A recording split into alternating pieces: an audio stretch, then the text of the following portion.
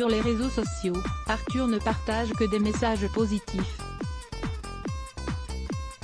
Il s'exprime très rarement sur des sujets moins drôles, ni sur sa vie privée. Lorsqu'il partage des moments en famille, c'est constamment en prenant soin de cacher le visage de ses enfants pour les préserver. Mais cette fois-ci, le célèbre animateur décide d'utiliser son compte Instagram pour faire passer un message mais aussi et surtout pour pousser un énorme coup de gueule. Face caméra, il explique vouloir se mettre à la drogue pour qu'on lui pardonne toutes ses erreurs. Explication.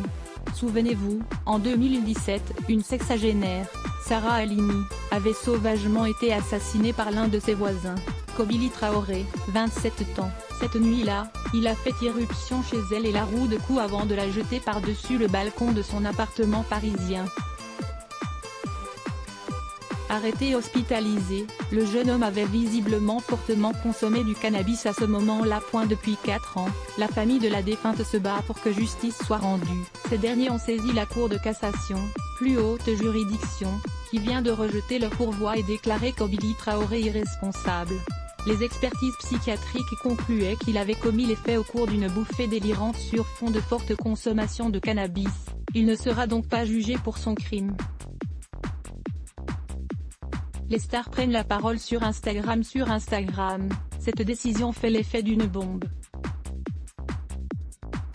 Des milliers de personnes, célébrités et anonymes, ne comprennent pas cette décision. De nombreuses stars ont décidé de prendre la parole pour exprimer leur colère.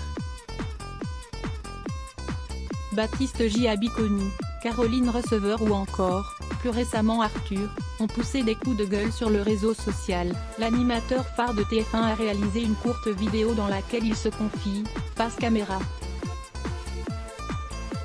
Lui qui ne prend jamais la parole sur ce genre de sujet, a décidé de dire le fond de sa pensée. Il explique, « Mon compte Insta en général c'est que pour des vidéos rigolotes, ou des vidéos inspirantes, mais là j'avais envie de vous parler d'un truc perso, c'est que j'ai décidé de me mettre à la drogue, voilà. Je vais donc fumer des pétards.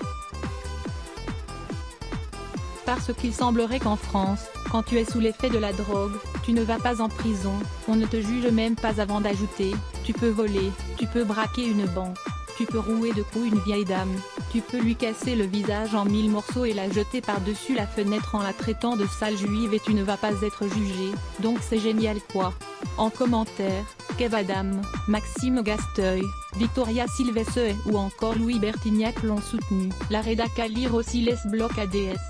Why?